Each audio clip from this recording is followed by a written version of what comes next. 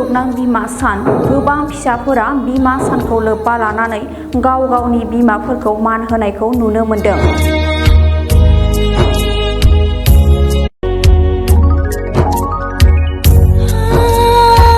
उदालगुरि जिल्लानि सिङाव थानाय बनब्रुम बाप्टिस्ट गिर्जानि लाइमोनफोरा बिमाफोरखौ खुलुमनानै मान होनाय आरो बोर लानाय हाबाफारि लादों।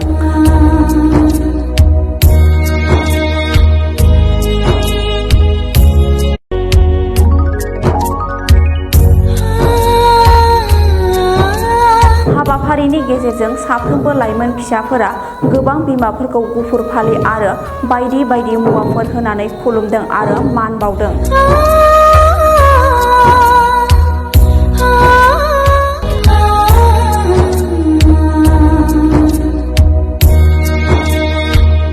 बिमा एबा आइ सोदोबा गुबुन सोदोबनिख्रुइ देरसिन आरो गोदै सोदोब आरो बिमायानो जों बयनिबो गुदिसिन होननानै बुंथियो आरो बिमा बिफाखौ जेब्लाबो मानिनांगौ आरो बिसोरनि बोसोनखौ लानांगौ होननानै बोसोन होयो लाइमोन दैदेनगिरिया।